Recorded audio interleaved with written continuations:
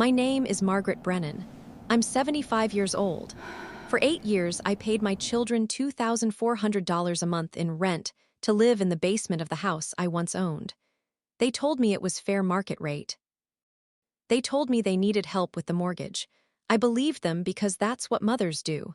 Then last month, I ran into our neighbor while checking the mail. Mrs. Dorothy smiled and said, "Your children must be so proud owning that house outright." I smiled back. "What do you mean outright?" "The mortgage, dear. Paid off since 2014. A full year before I started paying rent. 8 years. $230,400 for a mortgage that didn't exist. That night, I hired a forensic accountant. What he found didn't just explain where my money went. It revealed exactly who helped my children hide it. I grew up believing family meant sacrifice.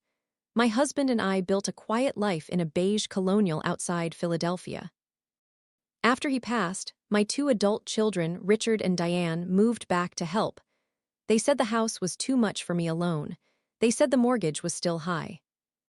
They said if I stayed in the basement and paid rent, it would keep the house in the family. I signed the paper. I set up automatic payments. $2,400 every first of the month. Memo line, rent. I told myself it was temporary. A year, maybe 2. I would help them, then move into a small apartment of my own. 8 years later, I was still there, sleeping in a basement with a window that looked onto a drainage ditch, while my children lived upstairs in the rooms I had once shared with their father. My daughter Meredith, Diane's child, my granddaughter, was the golden one, CPA, confident, the center of every family gathering. I was the quiet mother who asked for little and accepted less. When I finally moved into my own small apartment at 73, I still came back to help with yard work because guilt is a hard habit to break. That was when Mrs. Dorothy told me the truth. The mortgage had been paid off in 2014. Public records confirmed it. For 8 years, my children had collected money from me for a debt that no longer existed. I hired a forensic accountant named Marcus. He reviewed 8 years of my bank statements and the public property records. The numbers were clear. 0 rental income reported on their taxes. Every return prepared and signed by my granddaughter Meredith, a licensed CPA. She hadn't just known, she had facilitated it. The invitation to Meredith's engagement party arrived 3 days later. Cream card stock, gold lettering, Briarwood Country Club, 120 guests, the Ashford family, old money estate lawyers. My children called and asked me to give a short speech about how wonderful Meredith had been as a role model. They wanted a united family front in front of the Ashfords. I said yes. 5 days before the party, Marcus handed me the full report. My children had reported 0 rental income for 8 years. Meredith's signature was on every return. I now had leverage I never wanted but could no longer ignore. At the party, I sat at a back table near the service entrance. My children sat with the Ashfords at the front.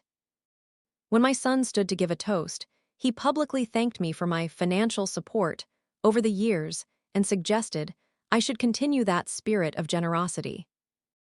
The room looked at me with polite pity, the elderly mother still living off the family's kindness. I stood. I walked to the microphone. My voice was steady.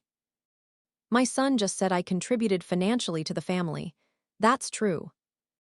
For 8 years, I paid $2,400 a month in rent to live in the basement of a house whose mortgage was paid off in 2014. A full year before I started writing those checks. Public property records confirm it. Bank statements confirm every transfer. $230,400 for a mortgage that did not exist. The room went silent.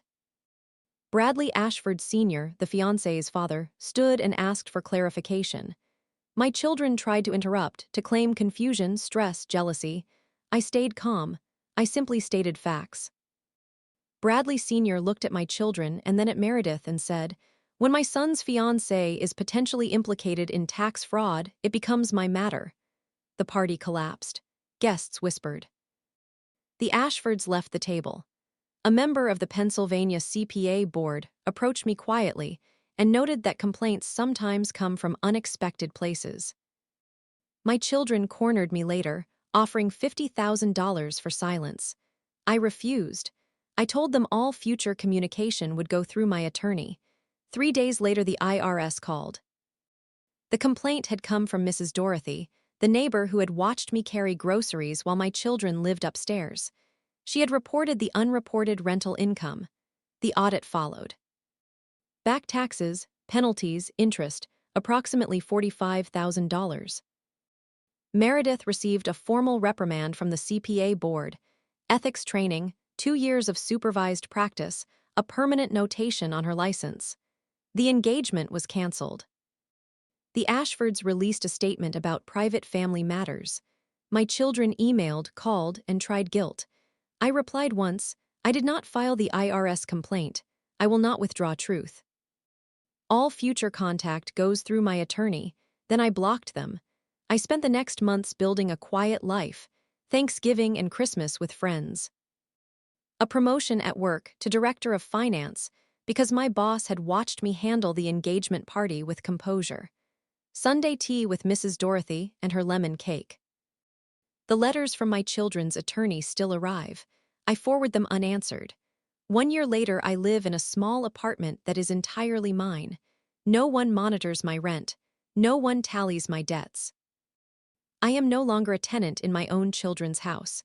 I am no longer a revenue stream. I am simply Margaret, 75 years old, free and at peace. Boundaries are not walls, they are windows. You choose when to open them and who deserves the view. I spent 8 years believing love meant endless sacrifice. I was wrong. Love that requires you to stay silent about theft is not love. It is a transaction. I stopped paying the price. If you are still living in someone else's basement, literal or figurative, know this. You are not asking too much when you ask for honesty. You are not selfish when you protect yourself. You are simply choosing to stop disappearing. Thank you for watching Hidden Truth Revenge. If this story stayed with you, leave a comment and tell me where you are watching from. You deserve better. You always did. All characters, conflicts, and events are fictional and created only for entertainment and educational purposes.